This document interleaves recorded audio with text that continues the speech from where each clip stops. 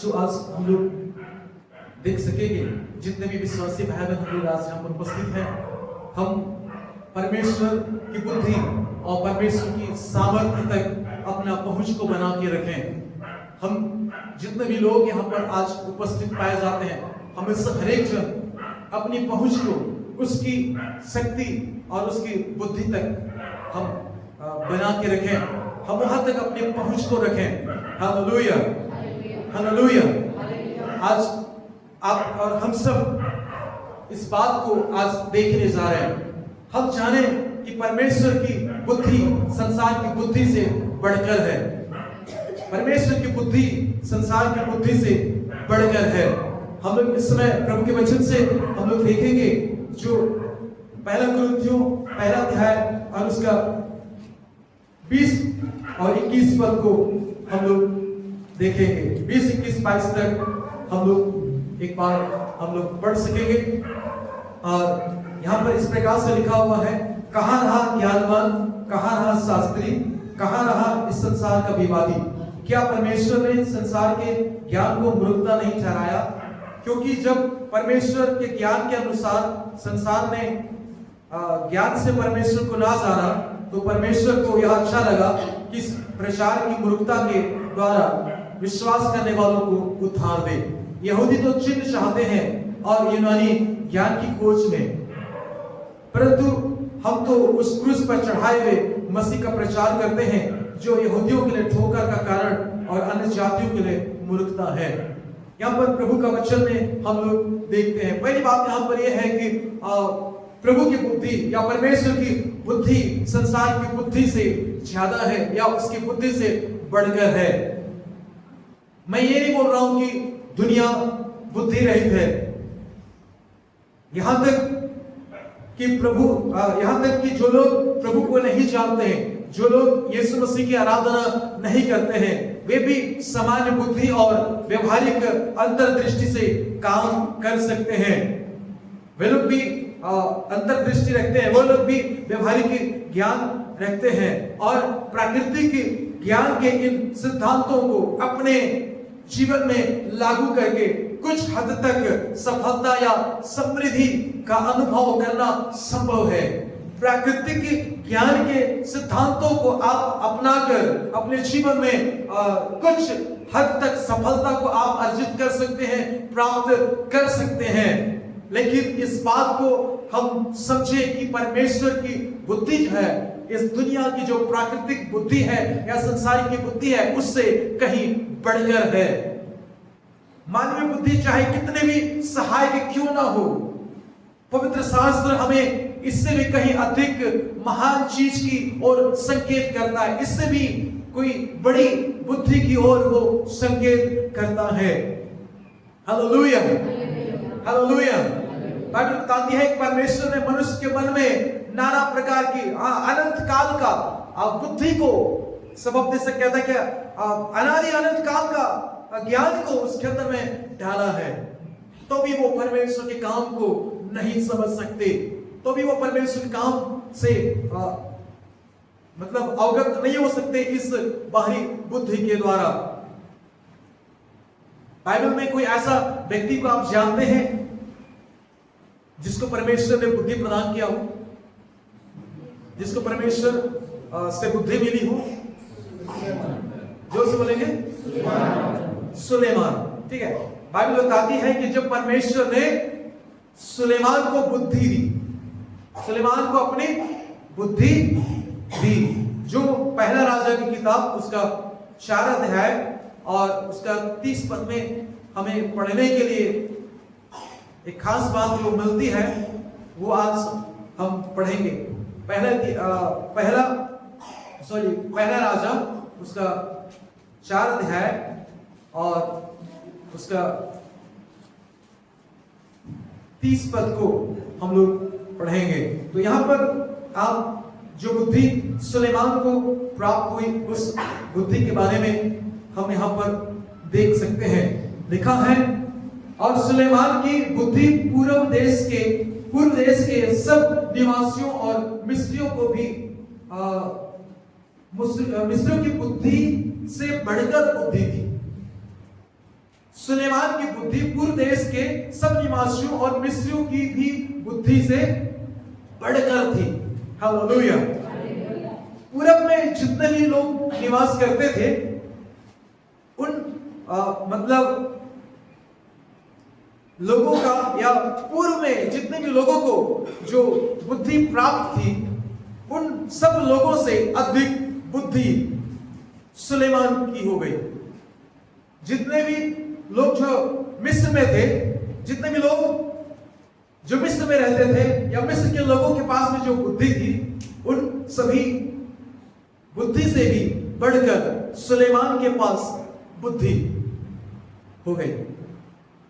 जिस प्रकार से आज हम लोग देखते हैं कि दुनिया में कुछ शक्तिशाली देश है, कुछ ऐसे देश है जिसका लोग जो है बात मानते हैं, जिसका लोग अनुसरण करते हैं, वहां के लोग बुद्धिमान हैं, ऐसा वहां के लोग अच्छे हैं, अपने देश की सुरक्षा के लिए वो ताकतवर हैं, वो शक्तिशाली हैं, दूसरे देश के लोगों को वो सहायता कर सकते हैं, जैसे संयुक्त राष्ट्र अमेरिका वगैरह आज देखने को आपको मिलता है।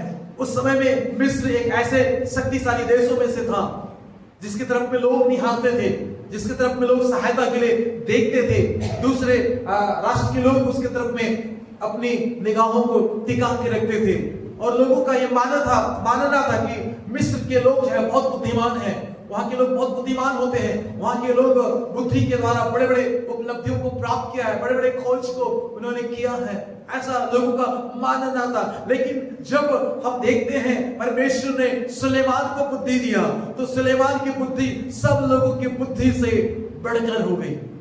हालेलुया। उनके पास जो बुद्धि था वो औरों से कहीं बढ़कर था। मिस्र के लोगों से ज्यादा बुद्धि था सुलेमान के पास में, पूरे देश के लोगों से ज्यादा बुद्धि सुलेमान के पास में था। यह पवित्र शास्त्र तो बात को यहाँ पर खास रीति से बताती है।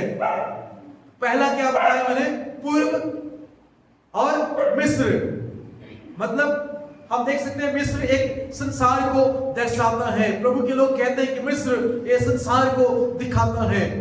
तो पूर्व और मिस्र के लोगों के पास बुद्धि थी। हम यहाँ पर देख सकते हैं इस वचन के द्वारा, पहला राजा 4:30 के द्वारा, मतलब आप देख सकते हैं कि दुनिया के लोगों के पास भी बुद्धि है, परमेश्वर के लोगों के पास में परमेश्वर की बुद्धि भी है और एक प्राकृतिक बुद्धि संसार में है। तो यहाँ पर हम लोग इस बात को नकार नहीं सकते कि लोगों के पास में बुद्धि नहीं है, पर यहाँ पर बाइबल स्पष्ट कहती है कि उस समय भी लोगों के पास में बुद्धि रही। और हालांकि वे लोग परमेश्वर को नहीं जानते थे, लेकिन उनके पास में बुद्धि थी, बहुत ज्यादा उनके पास भी बुद्धि थी। और दूसरी बात हम यहां पर देख सकते हैं कि परमेश्वर की बुद्धि संसार की बुद्धि से कहीं अधिक महान और श्रेष्ठ है। हालेलुया। जो परमेश्वर ने सुलेमान को दिया वो बुद्धि बाकी लोगों की बुद्धि से महान है, बाकी लोगों की बुद्धि से वो श्रेष्ठ है, बढ़कर है। ऐसा बुद्धि जो है परमेश्वर ने सुलेमान को दिया था। जब सुलेमान को प्रभु की बुद्धि प्राप्त हुई तो उसने उसे सबसे ऊंचा किया, सबसे ऊंचा उठा लिया। उस बुद्धि की वजह से जो परमेश्वर की ओर से उसको प्राप्त हुई वो ऊंचा उठाया गया। Hallelujah, hallelujah. उसकी बुद्धि की चर्चा आसपास के सभी देश में फैल गई। आपको पता है सीबा की रानी है, उसकी बुद्धि की चर्चा सुनी, उसके समझ की चर्चा सुनी, उसकी ज्ञान की चर्चा सुनी और वो देखने के लिए चली आई। कठिन कठिन प्रश्नों को लेकर के आई जिसका समाधान कहीं और देशों में नहीं मिल पाया, कहीं और लोगों से नहीं मिल पाया। वो मिस्र के लोगों से उसको वो समाधान नहीं प्राप्त हो सकता, उसका प्रश्न का पूरे देश के लोगों से हल नहीं हो सकता। ऐसे सवालों को लेकर वो सुलेमान के पास में आती है ताकि उसको समाधान प्राप्त हो सके। हालेलुया। और जब वो आती है तो देखती है कि सुलेमान किस प्रकार से एक अच्छा प्रबंधक है, किस प्रकार से वो अच्छा प्रबंध करता है, कैसे उसके कर्मचारी हैं, कैसे वो उसका जो आराधनालय है, कैसा उसका देश के लोग हैं, किस प्रकार से उसका देश में कानून व्यवस्था है। इन सारी चीजों को वो आकर के देखती है और वो ताजुब हो जाती है, वो आश्चर्यचकित हो जाती है। आप देखेंगे पिछले दिनों में आपको बताया था, वो कहती है कि मैंने जो सुना था वो तो मैं थोड़ा भी नहीं सुना था, ये तो मैं जो सुनी थी उससे कहीं ज्यादा है, उससे बढ़कर है। इसका कुछ भी अंश जो है, कुछ ही अंश मैंने सुना था, आधा भी नहीं सुना था कहने का। वो कहती है कि इतना ज्यादा आपके पास में है बुद्धि, इतना ज्यादा आपके पास में समझ है। उसके सवालों का जवाब सुलेमान ने दिया, वो संतुष्ट हो गई, वो संतुष्ट हो गई। और वो कहती है कि मैं तो जो सुनी थी वो कम था, लेकिन मैं आकर के जो देखती वो बहुत ज्यादा है। हालेलुया। उसको न केवल परमेश्वर की बुद्धि ने उसको ऊंचा उठाया, परंतु हम देखेंगे उसे अपने समय के लोगों में सबसे बुद्धिमान बना दिया। हालेलुया। उस समय के लोगों में सबसे बुद्धिमान बन गया सुलेमान। और न केवल बुद्धिमान बना, परंतु परमेश्वर के अनुग्रह, परमेश्वर की कृपा, परमेश्वर की दया उसके जीवन में और भी समृद्धि को लेकर के आ गई। इतिहास बताती है, आप देख सकते हैं कि उस समय के इतिहास में वो सबसे धनवान व्यक्ति भी बन गया। वो अपने समय के लोगों में वो सबसे धनवान व्यक्ति बन गया। मानवीय बुद्धि की भी अपनी एक सीमाएं हैं। जो प्राकृतिक बुद्धि है उसकी एक सीमा है। अपने सभी लाभों के बावजूद या केवल उसी दायरे में काम कर सकती है जिसे देखा जा सकता है, जिसे छुआ जा सकता है, जिसे परखा जा सकता है, या जिसे सिद्ध किया जा सकता है। विज्ञान, चिकित्सा और तकनीक मूल्यवान है, लेकिन वे दृश्य जगत तक ही सीमित है, वो दृश्य दुनिया तक ही सीमित है। इसलिए पौलुस प्रेरित ने हमें याद दिलाया है। आइए हम दूसरा कुरिन्थियों 4 अध्याय निकालेंगे। दूसरा कुरिन्थियों 4 अध्याय का 18 पद को हम लोग इस समय पढ़ पाएंगे। और यहाँ पर बहुत ही अच्छी रीति से प्रेरित पौलुस लिखता है और हम उसको आज देख सकेंगे। दूसरा कुरिन्थियों 4 अध्याय का 18 पद, वहां पर लिखा है, और हम तो देखी हुई वस्तुओं को नहीं परंतु अनदेखी वस्तुओं को देखते रहते हैं, क्योंकि देखी हुई वस्तुएं थोड़े ही दिन की है, परंतु अनदेखी वस्तुएं सदा बनी रहती है। वो कहता है कि देखी हुई वस्तुएं थोड़े दिन की है, परंतु अनदेखी वस्तुएं सदा बनी रहती है। केवल इसलिए कि कोई चीज अदृश्य है, या मैं कहूं कि इसलिए कि कोई चीज दिखाई नहीं दे रहा है, अदृश्य है, इसका मतलब क्या हो सकता है? या आप ये नहीं बोल सकते कि जो चीज अदृश्य है, दिखाई नहीं दे रहा है, वो थोड़े दिन का है, तो प्राकृतिक बुद्धि थोड़े दिन का है, हमने देखा। तो अदृश्य जो बात कर रहे हैं वो तो दिखाई नहीं दे रही है, तो क्या वो वास्तविक है? क्या वो सही में है? ऐसा आपको कई बार लग सकता है, लेकिन हम इस बात को सोचें, उस शांति के बारे में सोचें जो आपके हृदय को स्थिर करती है। उस अनुग्रह के बारे में सोचें जो आपके लिए नए नए द्वार को खोलती है। उस शांत आनंद के बारे में सोचें जो शांति के क्षण आपके अंदर में उमड़ता रहता है। वो आनंद, ये दृश्यमान आशीषें हैं, ये देखने को मिलती है कि आप उत्साहित हैं, आप आनंदित हैं, आप शांति से भरे हैं, लेकिन उनका सच्चा स्रोत है प्रभु की आशीष जो आप पर टिकी है, उसकी उपस्थिति आपके साथ है। हालेलुया। जिसको लोग नहीं देख सकते कि आपके अंदर में प्रभु उपस्थित है करके, लेकिन आपके अंदर में जो प्रभु उपस्थित है उसके कारण से आपके अंदर में शांति है, उसके कारण से आपके अंदर में जो है उमड़ता हुआ एक आनंद है। हालेलुया। ये दृश्यमान आशीष है, लेकिन उनका सच्चा स्रोत प्रभु की आशीष पर टिकी हुई है, जो आशीष आपके जीवन में परमेश्वर ने दिया है। हालेलुया। उसका पूरा किया हुआ कार्य, उस परमेश्वर का पूरा किया हुआ कार्य जरूरत के हर क्षेत्र में, आपके जरूरत के हर एरिया में वो प्रवाहित हो रहा है, वो बह रहा है, वो अदृश्य है। हालेलुया।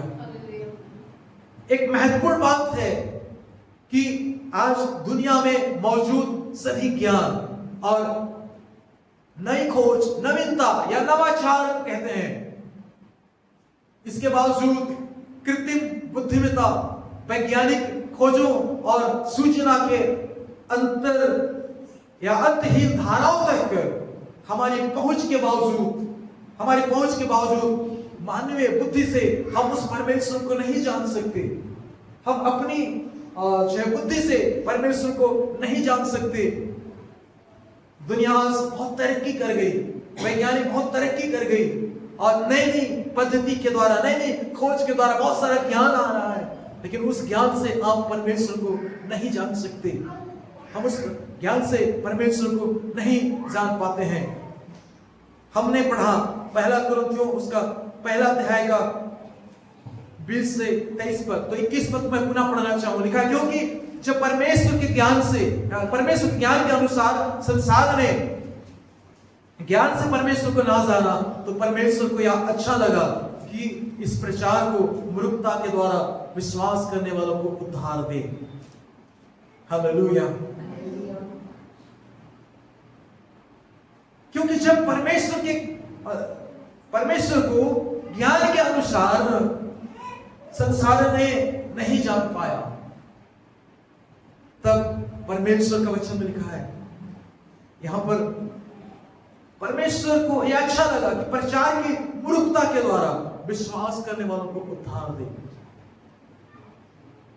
आज लोग इस प्राकृतिक ज्ञान के द्वारा परमेश्वर को नहीं जान सकते, इसलिए परमेश्वर वो मूर्खता मतलब क्रूस की कथा नाश होने वालों के लिए मूर्खता है। यीशु मसीह अपने आप को क्यों नहीं बचा पाया? क्रूस पर मर क्यों गया? वो महान था तो क्यों मर गया? वो परमेश्वर का बेटा था तो क्यों मर गया? वो उद्धार करता था तो क्यों मर गया? वो अपने आप को बचा नहीं पाया। ये लोगों की नजर में मूर्खता है, लेकिन इसी प्रचार के द्वारा परमेश्वर ने लोगों का उद्धार किया। Hallelujah, hallelujah. अपने अलौकिक बुद्धि में परमेश्वर ने उस चीज को चुना जिसे संसार मूर्खता समझता है या मूर्खता मानता है। उसी चीज को प्रभु यीशु मसीह के द्वारा परमेश्वर ने आशीषित करने के लिए चुनाव किया। हालेलुया। ताकि उस मूर्खता के द्वारा एक सबसे बड़ी ताकत को विश्वासी लोग धारण कर सकें और सबसे बड़ी बचाव योजना को परमेश्वर प्रस्तुत कर सके जो विश्वास करने वाले हैं उनके लिए। हालेलुया। हम अपनी बुद्धि का सहारा लेकर या ज्यादा सीखकर और गहराई से सोचकर उसे अर्थात परमेश्वर को नहीं जान सकते। सुसमाचार को सही मायने में समझने के लिए हमें आत्मा के प्रकाशन की जरूरत है। हालेलुया। हम अपनी बुद्धि से इसको समझने की कोशिश करेंगे तो नहीं हो सकता। इसलिए जब आप यहाँ पर आराधना में आते हैं, परमेश्वर के वचन को सुनते हैं, तो आप अपना बुद्धि मत लगाइए। यहाँ पर आप अपना बुद्धि के द्वारा मत करिए कुछ। आप परमेश्वर जो कहता है, परमेश्वर जो कहने जा रहा है, परमेश्वर जो बताने जा रहा है, परमेश्वर जो कह रहा है, उस पर आप ध्यान दें। उसको सुनने की मतलब कोशिश करें कि परमेश्वर आपसे क्या कह रहा है। अपना दिमाग को मत दौड़ाएं, परंतु आप उस बात को सुनने के लिए अपने आप को समर्पित करें कि परमेश्वर वचन के द्वारा आपसे क्या कह रहा है। वो पवित्र आत्मा ही है। उस आत्मा के प्रकाशन के द्वारा हम समझ सकते हैं उस सच्चाई को। Hallelujah, hallelujah. इसलिए मैं कहूंगा, बार बार जो वचन प्रचार किया गया है या बार बार जो वचन प्रचार किया जाता है, उसकी ओर आपको लौटने की जरूरत है। ये मत कहना कि मैंने इसको सुना है, मैं तो बहुत बार सुना, मैं तो पहली बार जब यीशु का नाम सुना उस समय इसके बारे में सुना, अब मुझे उधर कहां लौटना चाहिए।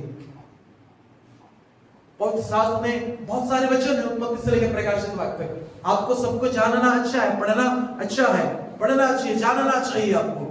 लेकिन प्रभु यीशु मसीह के क्रूस की जो बलिदान है, क्रूस पर चढ़ाए हुए मसीह यीशु के संदेश की तरफ में आपको बार बार लौटने की जरूरत है।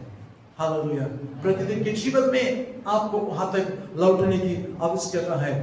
इसी वचन के द्वारा हम बचाए जाते हैं, इसी वचन के द्वारा हम चंगे होते हैं। प्रेरित पौलुस कहता है सुसमाचार जो हमने सुनाया था वही सुसमाचार हमको सुनाते हैं। वो कहता है सुसमाचार यह है कि प्रभु यीशु मसीह, पवित्र शास्त्र के अनुसार हम देखेंगे प्रभु यीशु मसीह हमारे लिए क्रूस पर चढ़ाया गया, मारा गया, गाड़ा गया, तीसरे दिन मृतकों में से जी उठा गया था। वो क्रूस का संदेश की तरफ में आपको लौटने की आवश्यकता है। हालेलुया। यही क्रूस की जो बात है, वो क्रूस की जो वचन है, कथा है, संदेश है, उसी के द्वारा हमको छुटकारा मिलता है, उसी के द्वारा हमको समृद्धि मिलती है, उसी के द्वारा हमको आशीष मिलता है। हालेलुया। और इसी सुसमाचार के वचन के द्वारा हम परमेश्वर को जान पाते हैं, हम उसको समझ पाते हैं। दूसरी बात जो आज हम लोग देखेंगे कि मुसीबत में या मुसीबत के समय में बहुत सारे लोग हैं शक्ति की तलाश में रहते हैं, सामर्थ्य की तलाश में रहते हैं, और अन्य कुछ लोग जो है बुद्धि की तलाश में रहते हैं, ज्ञान की खोज में वो लोग रहते हैं। जब चुनौतियां आती है, चाहे वे हमारे स्वास्थ्य के संबंध में हो, सेहत के बारे में हो, या मतलब शादी से संबंधित हो, या आर्थिक स्थिति से जुड़ी हुई हो, या नौकरी से हो, तो लोग अक्सर दो तरह से प्रतिक्रिया व्यक्त करते हैं। दुनिया में दो तरह से लोग अपना प्रतिक्रिया देते हैं। कुछ लोग कहते हैं मुझे किसी चमत्कार की जरूरत है, या मेरे बस की बात नहीं है, मुझे चाहिए कि परमेश्वर मेरे जीवन में कुछ करे। और अन्य लोग सोचते हैं यदि मुझे कोई यह समझने में मदद करे कि ये कैसे हो रहा है मेरे साथ, क्यों हो रहा है ये सब, या मुझे बता सके कि मुझे क्या करना चाहिए, तो मैं अपने जीवन को ठीक कर लूंगा, मैं इसको ठीक कर लूंगा, ऐसा लोग सोचते हैं।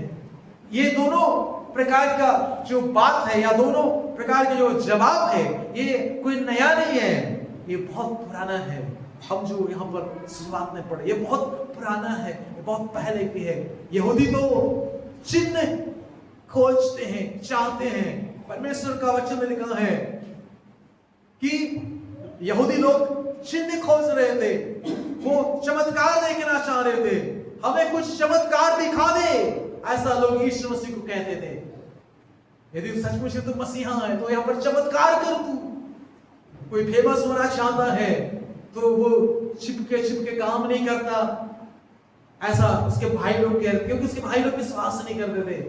यहूदी लोग एक आश्चर्य कर्म की खोज में रहते थे, चमत्कार की खोज में रहते थे, और यूनानी लोग ज्ञान की खोज में रहते थे। नई नई बात उनको सुनना पसंद आता था, नई नई बातों को चर्चा करने में लोग समय को व्यतीत करते थे, और वो लोग जो है इसकी तलाश में रहते थे। कौन हमें नया बात बताए, तर्क वितर्क करने वाली बात बताए, तर्क के द्वारा कोई बात को सिद्ध करने वाली हो तो उसको बताए। लेकिन पौलुस कहता है हम तो मसीह का प्रचार करते हैं जो क्रूस पर चढ़ाया गया।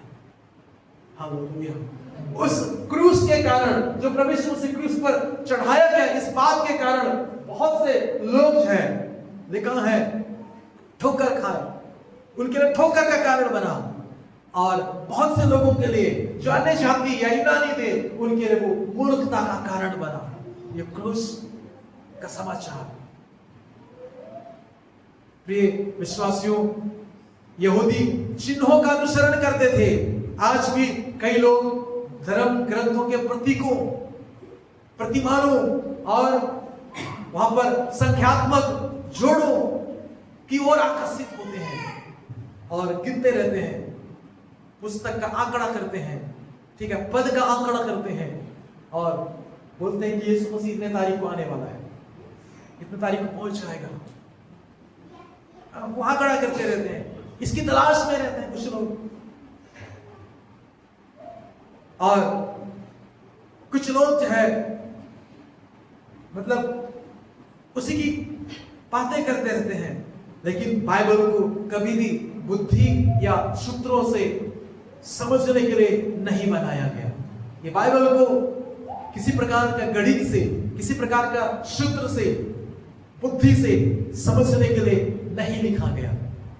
इस बाइबल को लिखा गया है, यह एक परमेश्वर का वचन है। हालेलुया।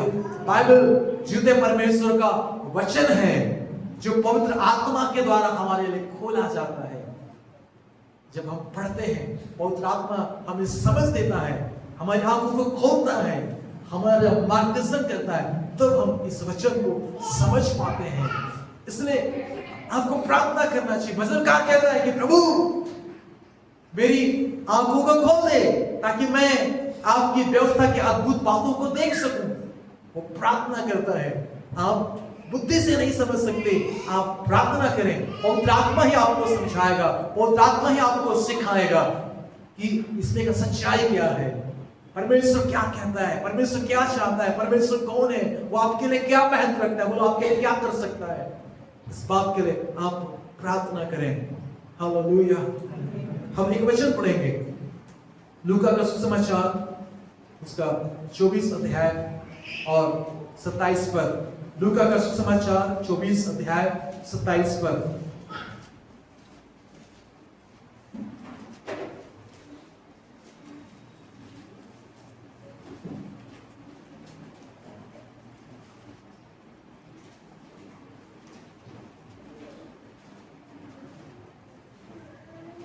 यहां पर लिखा है, तब उसने मूसा से और सब भविष्यवक्ताओं से आरंभ करके सारे पवित्र शास्त्र में से अपने विषय में लिखी बातों का अर्थ उन्हें समझा दिया। लिखी बातों का अर्थ उन्हें समझा दिया। यह उस समय की बात है, यीशु मसीह के जी उठने के पश्चात यहां पर इमाउस के रास्ते पर मतलब लोग जा रहे हैं। यहां पर आप देख सकते हैं और लोग जो है इमाउस के रास्ते पर जा रहे थे। इमाउस नामक एक गांव के लिए वो जाने वाला रास्ता है, उसमें लोग जा रहे थे और वे लोग यीशु मसीह के जी उठने के बारे में चर्चा कर रहे थे। यीशु मसीह कैसे मर गया, यीशु मसीह को लोगों ने कैसे मार डाला, यीशु मसीह को कैसे लोगों ने क्रूस पर चढ़ाया था, कैसे उसको दफनाया गया, कि कैसे लोग उसको देख रहे थे। इन सारी बातों को वो लोग चर्चा कर रहे थे। अब उनका क्या होगा, उनके चेहरों का क्या होगा, ये सारी चीज हो रही थी। वो बात कर रहे थे और यीशु मसीह उनके साथ होने लगा है और वो कहता है, अरे भाइयों आप कौन सी बात कर रहे हो, किस बात की चर्चा कर रहे हो। तो लोग कहते हैं, अरे लगता है यरूशलेम में केवल तो ही एकमात्र परदेसी है कि इतनी बड़ी बात जो हुई है, इतनी बड़ी घटना जो घटी है उसको आप नहीं समझ पा रहे हैं। दूसरे का कौन सी बात भाई, कौन सी बात की आप बात कर रहे हो। तब उन्होंने कहा, 19 पद में लिखा है, उसने उनसे पूछा कौन सी बातें। उन्होंने उससे कहा, यीशु नासरी के विषय में जो परमेश्वर और सब लोगों के निकट काम और वचन में सामर्थी भविष्यवक्ता था।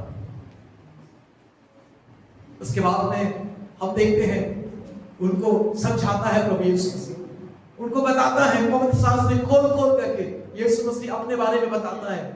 और यीशु मसीह चल रहा है उनके साथ में, तो लोगों को मतलब समझ में नहीं आ रहा है कि हमारे साथ कौन चल रहा है। और वो लोग अपने गंतव्य स्थान तक पहुंच गए तो यीशु मसीह आगे बढ़ने जैसा चलने लगा। तो लोगों ने बोला, सांझ हो गया, अभी आप कहां जाओगे, ठहर जाओ। तब यीशु मसीह के साथ में रुका और रात को भोजन करने के लिए बैठा वो। तो उसने रोटी लेकर धन्यवाद किया और उसे तोड़कर उनको देने लगा। तब उनकी आंखें खुल गई और उन्होंने उसे पहचान लिया और उनकी आंखों से छिप भी गई। हालेलुया।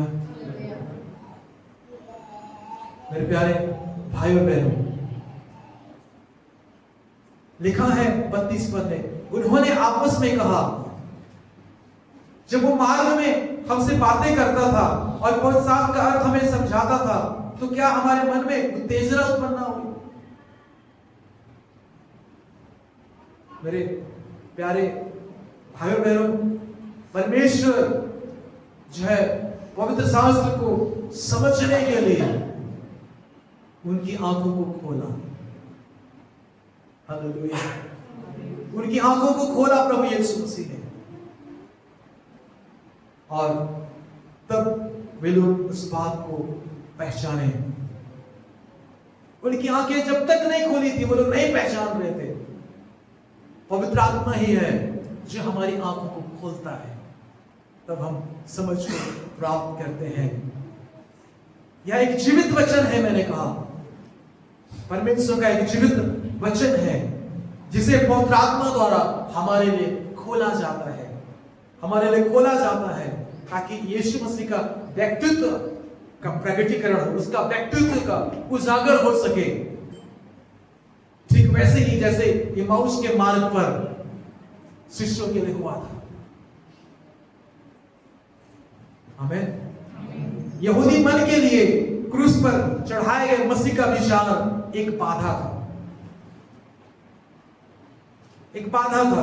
वे एक ऐसे उद्धारकर्ता की अपेक्षा कर रहे थे जो प्रत्यक्ष रूप से शक्ति और चमत्कारी प्रदर्शन के द्वारा उनके बीच में आए। हमारे बीच में मसीहा आएगा, वो बड़े बड़े काम करेगा, ऐसा लोग यीशु मसीह के पास से बोलते थे। वे लोग मसीहा को अलग रूप में अपने पिक्चर में बैठा लिए थे कि वो इस प्रकार से आएगा, ऐसा होगा, वो सामर्थ्य होगा, वो शक्तिशाली होगा, अपने ताकत के द्वारा हम पर काम करेगा। वो तो एकदम कमजोर, छन्नी में पैदा या गौशाले में पैदा हुआ, छन्नी में लेटा हुआ, ये ऐसा नहीं हो सकता। वो बड़े राज परिवार में पैदा होगा, वो शक्तिशाली रूप में शासन करेगा, वो इतना कमजोर नहीं होगा कि वो क्रूस पर बलिदान होगा। ये उनका सोच। यीशु मसीह जिस रूप में आया, उस रूप में उसको वे लोग पहचान नहीं पाए। वे लोग ऐसे व्यक्ति पर नजर नहीं दौड़ाए जो क्रूस पर लटकाया गया, जो क्रूस पर चढ़ाया गया। हम लोग एक वचन पढ़ेंगे व्यवस्था विवरण की किताब, उसका 21 अध्याय और उसका 23 पद। व्यवस्था विवरण 21 अध्याय और उसका 23 पद।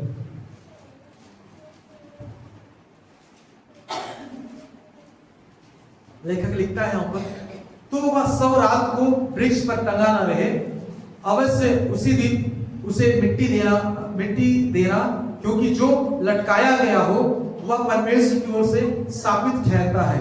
इसलिए जो देश तेरा परमेश्वर यहोवा तेरा भाग करके देता है, उसकी भूमि को अशुद्ध ना करना। प्यारो, क्रूस पर जो लटकाया गया, वास्तव में व्यवस्था के अनुसार कोई भी मनुष्य पेड़ पर लटका दिया जाता था, उसे श्रापित माना जाता था। यहूदी लोग उसको मतलब उचित नहीं समझ रहे हैं, क्योंकि वो समझ नहीं पा रहे हैं अपने मानवीय बुद्धि के द्वारा। उनके पास में एक चमत्कार का मतलब बात चलता रहा, वो लोग चमत्कार देखना चाहते थे।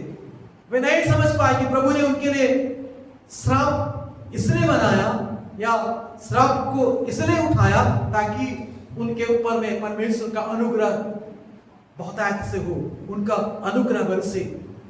यूहन्ना लिखता है, मूसा के द्वारा तो व्यवस्था आया, लेकिन यीशु मसीह के द्वारा अनुग्रह, हालेलुया, अनुग्रह पर अनुग्रह हम पर हुआ करके वो लिखता है। वे चमत्कारों की तलाश में थे, फिर भी हर चमत्कार की बुनियाद क्रूस है, इससे वे लोग चूक गए। यहूदियों को चमत्कार की तलाश थी, यहूदी लोग चमत्कार चाहते थे, लेकिन चमत्कार का मुख्य सोर्स जो है क्रॉस है, मुख्य स्रोत जो है क्रूस है, उसको लोग जो है समझने से चूक गए। प्यारो, यदि आप मिरेकल चाहते हैं, आप चमत्कार चाहते हैं, तो उसका मुख्य स्रोत जो है क्रूस है, उसी के द्वारा चमत्कार होती है। हालेलुया, उसी के द्वारा अद्भुत काम होते हैं। इसलिए आपको उस क्रूस को समझना है, उस क्रूस की मतलब बातों की ओर अपना निगाहों को लगाना है। उस क्रूस पर प्रभु यीशु मसीह बलिदान हुआ। यूनानी लोग जो अन्य जाति जगत का प्रतिनिधित्व करते हैं, बुद्धि और ज्ञान की खोज में लगे रहे, वो चमत्कार की खोज कर रहे थे, लेकिन वे समझने में भूल गए यीशु मसीह का क्रूस से ही वो चमत्कार होगा, वही एक मुख्य स्रोत है। इसको समझने से वो लोग चूक गए। और यूनानी लोग यीशु मसीह ही परमेश्वर की बुद्धि है, इस बात को समझने से वो लोग भी चूक गए। वे बुद्धि, तर्क और युक्ति को महत्व देते थे। इसलिए आज भी आप देख सकते हैं अन्य जातियों में यही बहुत बड़ा तर्क चलता रहता है कि यीशु मसीह क्रूस पर क्यों मरा, यदि वो परमेश्वर था तो क्यों मरा। इस प्रकार के तर्क लोग देते रहते हैं। इसलिए यूनानियों के बारे में भी आप कहें तो क्रूस पर चढ़े हुए यीशु मसीह के माध्यम से मुक्ति का संदेश, उद्धार का संदेश उनको बेतुका लगता है। आज दुनिया के लोगों को यीशु मसीह का क्रूस पर बलिदान होना और उसी के माध्यम से उद्धार है, छुटकारा है, यह संदेश है, उनको मूर्खतापूर्ण जान पड़ता है, उसको अच्छा नहीं लगता। यह संदेश है, उनकी महानता और उनके अनुरूपता नहीं है, उनके महानता और उनके आदर्शों के रूप में नहीं है, क्योंकि उनके पास में बुद्धि है, ज्ञान है, उससे वो तर्क करते हैं। वे यह नहीं देख सके कि क्रूस मूर्खता नहीं, परमेश्वर की बुद्धि थी, हालेलुया, जो विनम्रता और प्रेम में प्रकट हुई। उसको उन्होंने नहीं समझ पाया। प्रिय विश्वासियों, सुसमाचार की खूबसूरती क्रूस है, हालेलुया। सुसमाचार की खूबसूरती यही है कि लोग जो है अपने बुद्धि से नहीं समझ पाए, लोग अपने इच्छा से नहीं समझ पाए। परमेश्वर ने कार्य करने के पहले दुनिया के लोग इसको समझ जाए करके इंतजार नहीं किया। उसने अपने समय पर, उसने अपने अनुग्रह से लोगों का छुटकारा करने के लिए यीशु मसीह को इस दुनिया में भेज दिया। Hallelujah, hallelujah. यीशु मसीह को भेजा, यीशु मसीह जो कार्य करे उसके ऊपर में जो विश्वास करेंगे और उस यीशु मसीह के कार्य के द्वारा लोग अपने जीवन में उद्धार को प्राप्त करेंगे। हालेलुया। जो लोग उस क्रूस की कथा पर विश्वास करते हैं उनके लिए मसीह परमेश्वर की शक्ति है और परमेश्वर की बुद्धि है। आप यीशु मसीह पर विश्वास करते हैं तो आप या सुसमाचार पर विश्वास करते हैं तो यीशु मसीह आपके लिए परमेश्वर की सामर्थ है, यीशु मसीह परमेश्वर की बुद्धि है। हालेलुया। इसमें से केवल एक नहीं, केवल बुद्धि नहीं, केवल सामर्थ नहीं, बल्कि दोनों, तो दोनों का दोनों है। इसलिए आज आप चाहे किसी भी परिस्थिति का सामना कर रहे हो, यह बात भली भांति आप याद रखें, आपको किसी चमत्कार की आवश्यकता है तो यीशु मसीह परमेश्वर की सामर्थ है, यीशु मसीह परमेश्वर की शक्ति है। हालेलुया। आप उसको देखिए, आप उसको समझिए, आप उससे बातचीत करिए, आप उससे सहायता मांगिए। अगर आपको स्पष्ट रूप से मार्गदर्शन या समझ की जरूरत है तो वह परमेश्वर की बुद्धि है और यह सब एक ही जगह से प्रवाहित होता है, अर्थात कलवरी के क्रूस पर किए गए यीशु मसीह के कार्य के द्वारा वो प्रवाहित होता है या वहीं से प्रवाहित होता है। मेरे प्यारे भाइयों बहनों, क्रूस के द्वारा हम सब कुछ मुफ्त में प्राप्त कर सकते हैं जिसकी हमें आवश्यकता है। क्रूस के द्वारा हम अपने जीवन की हर उन चीजों को प्राप्त कर सकते हैं जिसकी हमें जरूरत है, जिसकी हम जरूरत महसूस करते हैं। क्रूस पर हमारे प्रभु यीशु मसीह ने हमारे सभी पापों का कीमत को चुका दिया, हमारे पापों का हमेशा के लिए वो दूर कर दिया। क्रूस पर घटी इस घटना को समझने के लिए एक प्रभावशाली ढंग से आपको मतलब एक कहानी को मैं आपको बताना चाहता हूं। आप उस कहानी को समझने की कोशिश करें। एक समय में एक राजा हुआ करता था और उस राजा के बारे में बताया जाता है कि वो बहुत ही अच्छी रीति से वो अपने राज्य को चलाता था। अच्छा और न्याय पूर्वक कानूनों के साथ में वो प्रभुता करता था, शासन करता था। वो किसी का पक्षपात नहीं करता था, एकदम न्यायपूर्ण तरीके से वो काम करता था। एक अच्छे कानून उसके पास में थे। लेकिन एक दिन उसकी बेटी ही उस कानून को तोड़ दी और एक ऐसा कानून को तोड़ी जिसका सजा या जिसका प्रतिफल ये था कि उसको कोड़े मार मार के जो है उसको मरवा दे। ऐसा सजा उसका था। लेकिन बताते हैं कि वो राजा अपने कानून को नहीं बदला, अपने न्याय को रहने दिया, जबकि वो अपनी बेटी से बहुत ज्यादा प्यार करता था, बेहद प्यार करता था अपनी बेटी से। उसको माफ नहीं किया। तुमने ये सजा करी, मैं राजा हूं, मैं तुम्हें माफ कर देता हूं, ऐसा उसने नहीं किया। जब दिन पहुंचा, समय पहुंचा कि उसका फैसला हो, तो वो सिंहासन से नीचे उतर गया और नीचे उतरने के बाद अपनी बेटी ऊपर में लिपट गया। जब कोड़े मारने का उसको जो है परमिशन दिया और उसके बाद में वो लिपट गया उसके ऊपर में और वो कोड़ा उसके ऊपर में बरसने लगा। उसकी बेटी को उसने बचा लिया। यीशु मसीह के द्वारा हम इसी बात को सीख सकते हैं कि परमेश्वर ने अपने एकलौते पुत्र को हमारे लिए मरने दिया। परमेश्वर अपने कानून को, अपने मतलब न्याय को उसने नहीं बदला। परमेश्वर एक अच्छा न्यायी है। परमेश्वर एक अच्छा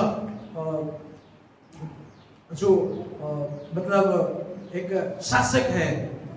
मैं आपको कहना चाहता हूं, बाइबल बताती है, अगर आप देखेंगे तो यहां पर आप देख सकते हैं उत्पत्ति की किताब में, और जहां पर आदम और हव्वा ने जो पाप किया, तो परमेश्वर का वचन कहता है कि उसको अदन की वाटिका से निकाल दिया गया अंततः। लेकिन एक वचन जो लिखा हुआ है, मैं आज आपके सामने पढ़ूंगा 3 अध्याय में, और यहाँ पर 24 पद में लिखा है, उत्पत्ति 3 का 24 में, इसलिए आदम को उसने निकाल दिया और जीवन के वृक्ष के मार्ग का पहरा देने के लिए अदन की वाटिका के पूर्व की ओर करूबों को और चारों ओर घूमने वाली ज्वालामय तलवार को भी नियुक्त कर दिया, ताकि आदम उसमें प्रवेश ना करे, आदम उसमें ना जा सके। इस बात के लिए उसने वहां पर पहरा डाल दिया। मेरे भाइयों और बहनों, अदन की वाटिका में पहरा डाल दिया ताकि उसमें कोई भी ना जाए। और अदन की वाटिका में बहुत से अच्छे अच्छे फलदायी वृक्ष थे, सब कुछ वहां पर ठीक ठाक था। आप वहां पर देख सकते हैं, बहुत ही अच्छा खूबसूरत स्थान था। वहां पर मनुष्य जाति वापस ना जाए। तलवार लेकर कोई पहरा डाल रहा है, इसका मतलब क्या है? बगीचे में कोई जाएगा तो उसको वो तलवार चलाएंगे लोग। दूध क्या करेगा? तलवार को चलाएगा, चलने देगा तलवार को, इसलिए रखा गया। लोग डंडा लेके आते हैं, आपको मतलब बहुत ज्यादा जबरदस्ती करेंगे तो लोग डंडा से क्या करेंगे? आपको पिटाई भी करेंगे। बहुत ज्यादा गड़बड़ी करेंगे, बंदूक लेके आज पहरा करते हैं तो लोग बंदूक भी चला सकते हैं। मेरे प्यारे भाइयों बहनों, हम जकरिया की किताब उसका 13वां अध्याय देखते हैं। जकरिया नबी की किताब उसका 13 अध्याय और उसका 7 पद को हम लोग पढ़ेंगे। जकरिया 13 उसका 7, और यहां पर लिखा हुआ है, सेनाओं की यहोवा की वाणी है, हे तलवार मेरे ठहराए हुए चरवाहे के विरुद्ध, अर्थात जो पुरुष मेरा स्वजाति है उसके विरुद्ध चल तू उस चरवाहे को काट, तब भेड़ बकरियां तीतर बितर हो जाएंगी और बच्चों पर मैं अपना हाथ बढ़ाऊंगा। परमेश्वर का स्वाजाति कौन? उसका बेटा प्रभु यीशु मसीह, वो चरवाहा। मेरे प्यारों, जिस प्रकार से वो राजा अपना कानून को नहीं बदला और ना उसका मानक को कम किया, न्याय तो पूरा होना ही था, लेकिन उसकी कीमत प्रेम, उसको चुकाना पड़ा। परमेश्वर अपना मानक को कम नहीं किया, अपने कानून को नहीं बदला। हमारे पापों को उठाने के लिए यीशु मसीह को भेज दिया। हमारे पापों को प्रभु यीशु मसीह उठा लिया और वो हमारे बदले में हमारे स्थान पर क्रूस पर बलिदान हो गया। हालेलुया। मेरे प्यारे भाइयों बहनों, परमेश्वर ने हमारे पाप को नजरअंदाज नहीं किया। उसने क्रूस पर अपने न्याय को वो किया, उसके पुत्र के द्वारा अपने न्याय को उसने पूरा किया। वहां न्याय पूरा हुआ। परमेश्वर का प्रेम असीम रूप से वहां पर उड़ेला गया। बाइबल कहती है, क्योंकि परमेश्वर ने जगत से ऐसा प्रेम रखा कि उसने अपना इकलौता पुत्र दे दिया, ताकि जो भी उसमें विश्वास करे वह नाश ना हो परंतु अनंत जीवन पाए। प्यारे भाइयों बहनों, बात यहीं पे खत्म नहीं हुआ। बात यहीं पे खत्म नहीं हुआ। बचाए गए लोगों के लिए नए नियम में जो शब्द आया है सोजो, वो एक ही शब्द नहीं है केवल उद्धार या पापों की क्षमा। वो एक विस्तृत है। मैंने पिछले दिनों में बताया था उसका अर्थ उद्धार और पापों की क्षमा से कहीं ज्यादा है। या हमारे जीवन के हर क्षेत्र में चंगाई, बढ़ोतरी, संपन्नता, सुरक्षा और पूर्णता की बात करता है। सोजो हमारे जीवन की भरपूरी की बात करता है। मेरे प्यारे भाइयों बहनों, इसलिए क्योंकि हमारे प्रभु यीशु मसीह ने वह न्याय सहा क्रूस के ऊपर में, जिसके हम हकदार थे, वो हमें मिलना था। हमारे ऊपर में 40 कोड़े बरसने थे, हमको क्रूस पर मरना था, लेकिन प्रभु यीशु मसीह ने हमारे स्थान में, हमारे बदले वो क्रूस पर बलिदान हुआ। Hallelujah, hallelujah. इसलिए आज स्वर्ग जो है, या हम कहें कि स्वर्ग का आशीष है, हर एक उन लोगों के लिए प्राप्त होता है, मिलता है जो यीशु मसीह के नाम पर विश्वास करते हैं, यीशु मसीह के नाम पर विश्वास करते हैं। हालेलुया। इसके बावजूद आज बहुत सारे लोग जो है संघर्ष करते रहते हैं, संघर्ष करना पड़ता है अपने आप को मतलब योग्य साबित करने के लिए। विश्वासी लोग भी अपने आप को योग्य साबित करने के लिए संघर्ष करते रहते हैं। ये मनुष्य का स्वभाव ही है कि अपने आप को साबित करना कि मैं ठीक हूं, मैं सही हूं। लोगों के पास में भी ऐसा लोग करना चाहते हैं। हमारा मानव स्वभाव में कुछ ऐसा है जो हमें वह पाने से रोकता है जो हमने अर्जित नहीं किया है। हम ये कहना चाहते हैं कि मैंने अर्जित किया, मैंने पढ़ा लिखा, मैंने बुद्धिमान बना, मैंने इतना संघर्ष किया, मैंने इतना एक्सरसाइज किया, मैंने ये किया, मैंने वो किया और अपने दम पर इस उपलब्धि को मैंने हासिल किया, ऐसा कहना मांगते हैं। मेरे प्यारे भाइयों बहनों, मानव का एक स्वभाव है कि वे लोग जो है अर्जित करना चाहते हैं और अर्जित करने के चक्कर में, अपने आप को योग्य ठहराने के चक्कर में बहुत सारे आशीषों से वे लोग वंचित हो जाते हैं। प्रभु यीशु मसीह आपके लिए अर्जित किया है। हम अयोग्य हैं, हम अपनी योग्यता को साबित नहीं कर सकते। प्रेरित पौलुस कहता है हमारी योग्यता हमारी तरफ से नहीं है, वो परमेश्वर की तरफ से है। उसकी ओर से वो सिद्ध होती है, उसकी ओर से निर्धारित होती है। हालेलुया।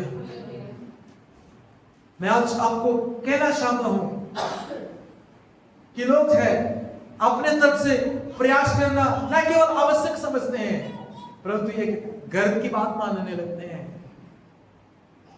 हमें यह समझना होगा, आपको मुझको समझना होगा कि जो हमें मुफ्त में मिला है, फ्री में मिला है, वह सस्ता नहीं है। लेकिन इस बात को समझना पड़ेगा, मुफ्त में मिला है लेकिन वो सस्ता नहीं है, वो नहीं है सस्ता। मैं कल एक पास्टर से बात कर रहा था। मैं अभी शुक्रवार को मीटिंग लेने गया था एक जगह, लेकिन वहां पर मतलब सब मुफ्त में हो गया। लोगों को बहुत सारी चीजें मुफ्त में नहीं देना चाहिए, लोग उसका कीमत नहीं समझते हैं, उल्टा पुल्टा सवाल पूछते रहते हैं। इसलिए एकदम बकायदा रजिस्ट्रेशन फीस लेना चाहिए था और उसके बाद में लोगों को बैठने देना, ताकि चुनिंदा लोग वहां पर आ सकें और उस सभा की कीमत को, वहां का जो सेमिनार था उसकी कीमत को लोग समझ सकें, उसके महत्व को समझ सकें और लोग अच्छी रीति से सीख करके जाए और लाभान्वित हो सके और आगे बढ़ सके। प्यारो, आपके लिए, हम सबके लिए वो क्रूस के द्वारा परमेश्वर ने मुफ्त में सब कुछ को प्रबंध किया है। इसका मतलब ये नहीं समझना कि बड़ा सस्ता है, सस्ता नहीं है। उसके लिए किसी ने कीमत चुकाया, यीशु मसीह ने कीमत चुकाया और वो कीमत बहुत ही ज्यादा है। उसकी तुलना आप किसी भी और धन के साथ में नहीं कर सकते। यीशु मसीह ने जो क्रूस में कीमत चुकाया, उसकी तुलना आप किसी भी संपत्ति के साथ नहीं कर सकते। यीशु मसीह को उसके लिए कुर्बान होना पड़ा, सब कुछ को त्यागना पड़ा। हालेलुया। स्वर्ग को छोड़कर आया, परमेश्वर होने के बावजूद भी परमेश्वर के दिल होने को अपने बस में रखने की वस्तु नहीं समझा, अपने आप को नम्र किया, दीन किया। यहां तक दीन बना कि बाइबल बताती है दास का स्वरूप धारण किया और अपने आप को शुद्ध किया और इतना आज्ञाकारी रहा कि वो क्रूस की मृत्यु को सहा। आप उसकी दर्दनाक घटना को आप गethsemane की वाटिका में देख सकते हैं कि किस प्रकार से प्रभु यीशु से प्रार्थना कर रहा था और उसका पसीना लहू में परिवर्तित होकर के वो टपक रहा था। प्रिय विश्वासियों, आपका मुझको जो क्रूस की जो कथा है या क्रूस पर जो प्रभु यीशु मसीह ने हमारे लिए प्रबंध किया या क्रूस के द्वारा परमेश्वर हमारे लिए जो कुछ भी उपलब्ध करा है, उसको आपको प्रेम से धन्यवाद के साथ उसको स्वीकार करना है।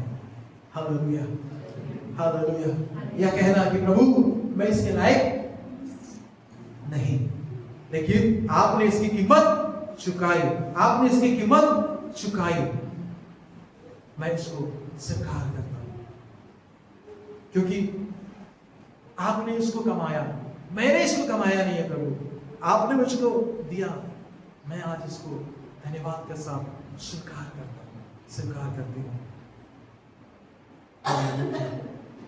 हालेलुया। हम वह कैसे प्राप्त कर सकते हैं जिसका आनंद लेने के लिए यीशु मसीह ने कलवरी क्रूस पर अपनी कीमत चुकाई। हम लोग इस समय पुनः पढ़ेंगे पहला कुरिन्थियों की पत्री, इसका पहला अध्याय। हम जहां पर देख रहे थे थोड़ा सा आगे देखेंगे। पहला कुरिन्थियों की पत्री पहला अध्याय उसका 25 वचन को हम लोग पढ़ेंगे। लिखा है, क्योंकि परमेश्वर की मूर्खता मनुष्यों के लिए या मनुष्यों के ज्ञान से ज्ञानवान है और परमेश्वर की निर्बलता मनुष्यों के बल से बहुत बलवान है। परमेश्वर की मूर्खता मनुष्यों के ज्ञान से, मनुष्य की बुद्धि से ज्यादा ज्ञानवान है और परमेश्वर की कमजोरी या निर्बलता मनुष्य के बल से बहुत ज्यादा शक्तिशाली है। यह अंश परमेश्वर का या परमेश्वर की वितरण प्रणाली की बात करता है, उसका वर्णन करता है। वह अपनी आशीषों को परिपूर्णता उन चीजों के लिए या उन चीजों के माध्यम से प्रदान करता है जो लोगों के लिए कीमत जान नहीं पड़ता। दुनिया के लोग अक्सर उसका इनकार करते हैं, तो नजरअंदाज करते हैं, अनदेखा करते हैं, जो कमजोर साधारण यहां तक कि मूर्खतापूर्ण लगती है, वही परमेश्वर काम में लाता है। क्रूस लोगों के लिए मूर्खता था, क्रूस लोगों के लिए खास नहीं था, लोग उसको नजरअंदाज कर रहे थे, लेकिन उसी क्रूस के द्वारा परमेश्वर ने बड़ा काम को किया। हालेलुया। लिखा है कि वो जो ज्ञानवान नहीं है, निर्बल है, कमजोर है, ऐसे लोगों को चुनता है करके हमने ऊपर पढ़ा था और यहां पढ़ रहे थे, क्योंकि परमेश्वर की मूर्खता मनुष्य के ज्ञान से ज्ञानवान है और परमेश्वर की निर्बलता मनुष्य के बल से बहुत बलवान है।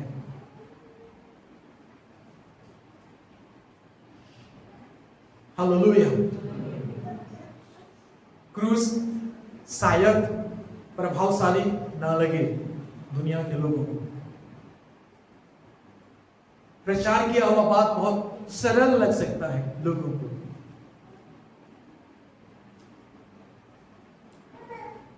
मैं एक जगह प्रचार कर रहा था,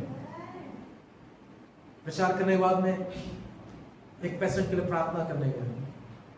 मैंने उससे बोला, क्या आप विश्वास करती हो? तो वो कहती है कि मैं चंगा होंगे तब तो विश्वास करूंगी। मैंने उससे बोला, इतना देर तक मैं प्रचार कर रहा था, क्या सुने? मैं इतना देर तक प्रचार कर रहा था, आप क्या सुने? फिर मैंने उसके लिए प्रार्थना की। गर्मी का दिन में कंबल उसको उठाए हुए थे, इतना उसको तकलीफ था, और तुरंत प्रभु ने उसको जिंदा किया, उठा के खड़ा किया। हालेलुया। प्यार की बात हम लोग ऐसा सोचते हैं, लगता है कि ये बात जो बोले बहुत सरल है, इससे क्या होगा? लेकिन वही सरल बात जो क्रूस की कहानी है हमारे जीवन को बदलती है। हमारे जीवन को बदलने के लिए परमेश्वर की सामर्थ्य है, परमेश्वर उसके द्वारा काम करता है। Hallelujah, hallelujah. प्रचार किया हुआ वचन आपको शायद साधारण लगे, वो सुसमाचार, लेकिन यही वे माध्यम है जिनके माध्यम से परमेश्वर की शक्ति और बुद्धि हमारे जीवन में आती है, हमारे जीवन में प्रकट होती है।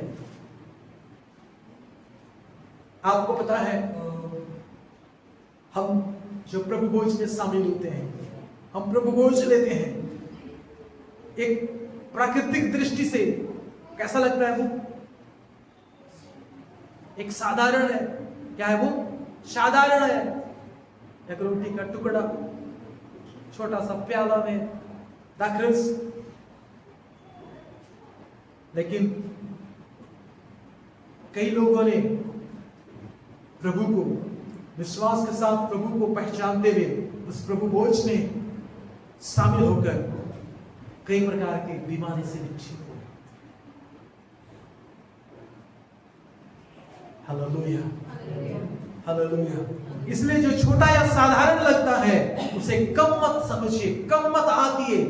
जैसा यहूदियों ने आंका, जैसा यूनानियों ने आंका, आप मत कम आंकिए। जो चीजें नहीं है उनका इस्तेमाल करके जो चीजें हैं उन्हें व्यर्थ कर देना ही परमेश्वर की बुद्धिमानी है। हालेलुया। जो चीज नहीं है उसी चीज का उपयोग करके जो चीज है उसको व्यर्थ कर देना ही परमेश्वर की एक बहुत बड़ी बुद्धिमानी में से। Hallelujah, hallelujah. यीशु मसीह आज हमारे लिए शक्ति और बुद्धि दोनों है। यहूदियों के लिए शक्ति चाहिए था, चमत्कार, यूनानियों के लिए ज्ञान चाहिए था। आज आपके लिए दोनों उपलब्ध है। हालेलुया। आज आपके लिए दोनों ही उपलब्ध है। वो प्रभु यीशु मसीह, वो परमेश्वर की एक बुद्धि है, वो उसका कार्य परमेश्वर की एक सामर्थ्य है। वो दोनों आज आपके लिए उपलब्ध है। आज हमारे पास वह सब कुछ है जिसकी यहूदी और यूनानी तलाश कर रहे थे। दुनिया जिसकी तलाश करती है वो आपके पास है। हालेलुया। बुद्धि भी है और शक्ति भी है जिसकी उन दिनों लोग तलाश कर रहे थे। मेरे प्यारे भाइयों बहनों, आज हमारे पास वह सब कुछ है जिसकी यहूदी और यूनानी तलाश कर रहे थे। चमत्कारिक शक्ति और एक ईश्वरीय ज्ञान वो आज हमारे लिए उपलब्ध है। हमारे पास परमेश्वर की सामर्थ है जिससे वह हमारी परिस्थितियों में अपनी सामर्थ को डालकर हमारी परिस्थितियों को चेंज करता है, बदलता है और चमत्कार करता है। हालेलुया। और हमारे पास स्वयं यीशु मसीह है, वो परमेश्वर की बुद्धि है जो ऐसी अंतर्दृष्टि के साथ मार्गदर्शन करता है जो मानवीय समझ से बिल्कुल अलग है, परे है। मसीह में हम सिर्फ एक या दूसरी तरफ सीमित नहीं हो। यीशु मसीह में हम केवल सामर्थ्य की तरफ केवल नहीं, केवल बुद्धि की तरफ नहीं, परंतु हम सामर्थ्य में और बुद्धि में चलने के लिए बुलाए हुए हैं। Hallelujah, hallelujah, hallelujah. मेरे प्यारे भाइयों बहनों, कई बार ऐसा होता है कि प्रभु हमें अपनी मुश्किलों में या मुश्किलों से निपटने के लिए बुद्धि प्रदान करता है।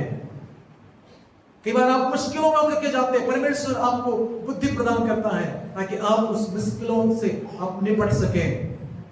हो सकता है कि आप किसी रिश्ते में आप तनावपूर्ण हैं, किसी तनाव का सामना कर रहे हैं किसी रिश्ते में, और आप जो है उससे ठीक होना चाहते हैं।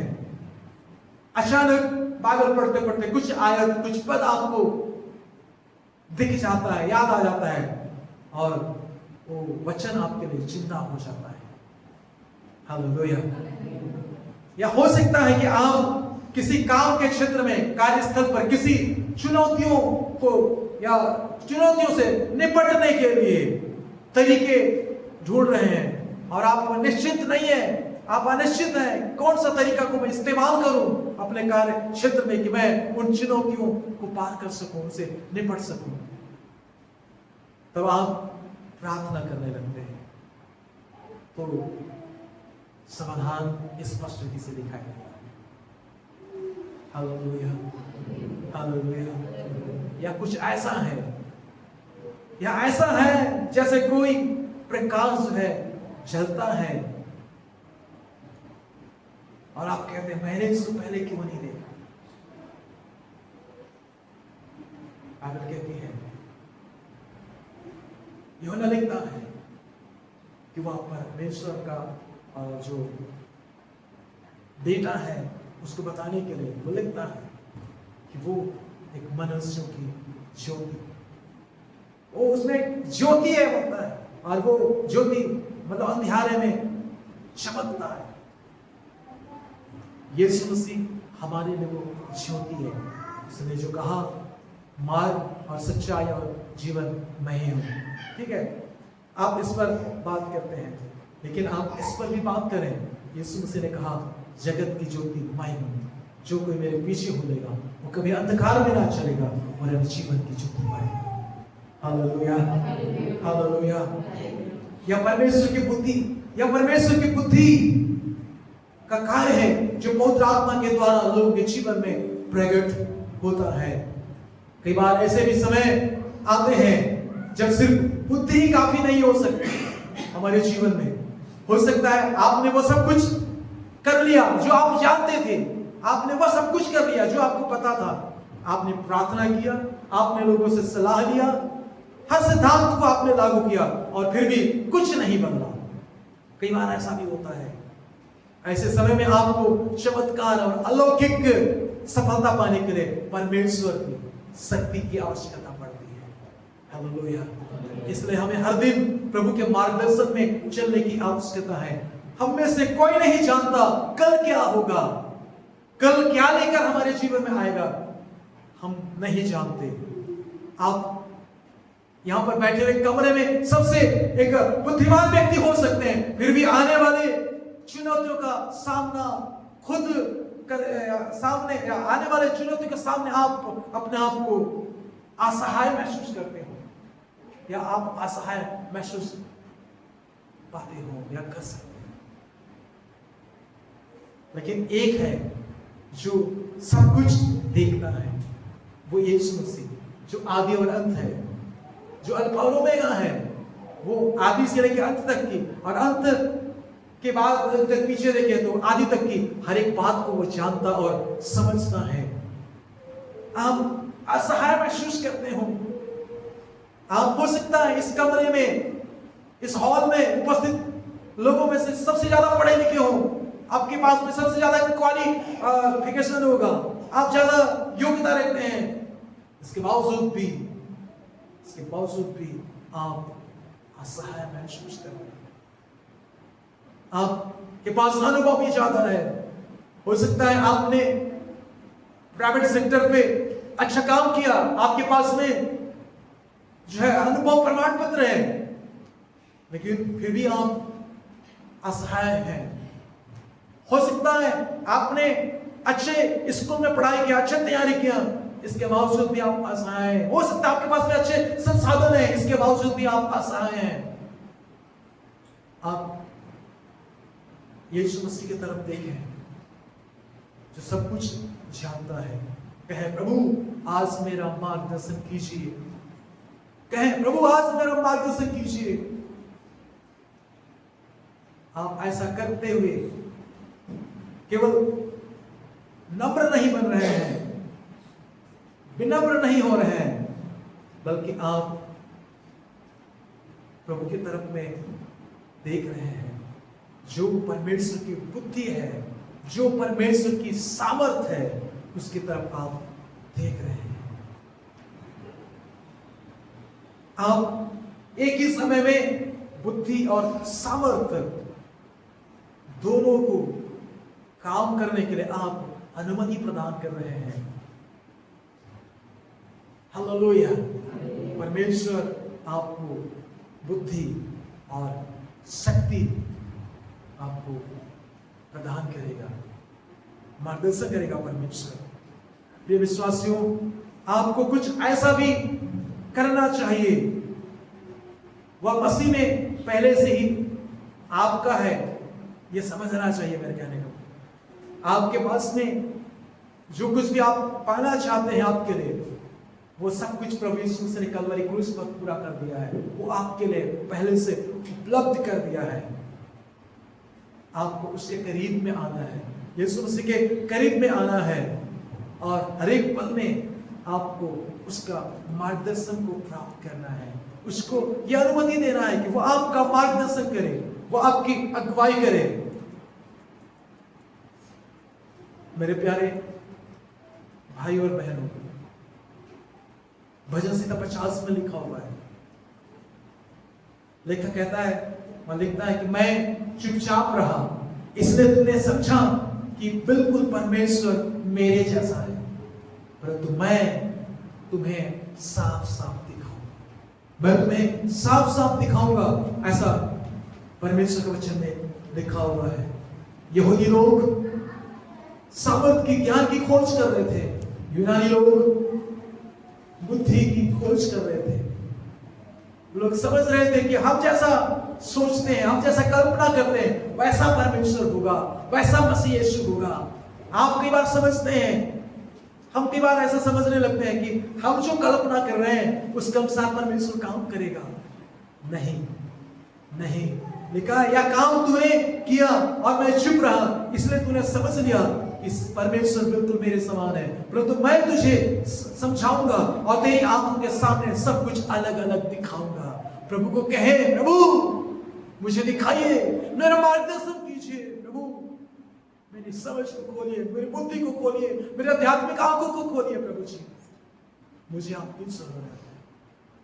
यीशु मसीह आप मेरे लिए परमेश्वर की तरफ से ज्ञान है, बुद्धि है, आप परमेश्वर की तरफ से मेरे लिए सामर्थ है। प्रभु जी वो प्रभु आपकी क्रूस की कथा वो सामर्थ है और आज मेरे लिए उपलब्ध है। प्रभु मैं इसे पाना चाहूं, आप मेरे जीवन में काम करिए, इस प्रकार से आप आज आपको किस बात की जरूरत है? जब आप इस्लाम में बैठे आप प्रभु से प्रार्थना करें।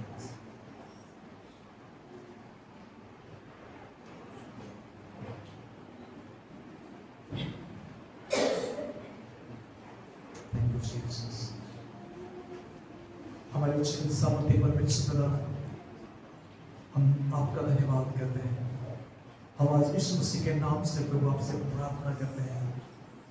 परमेश्वर, आज हम जो कुछ भी आपके वचन से सुने, आज हम जो कुछ भी आपके वचन से पढ़े हैं परमेश्वर, उसमें आप हमें आशीष दीजिए, आप हमारी सहायता करिए परमेश्वर, ताकि जीवित परमेश्वर पिता हम प्रभु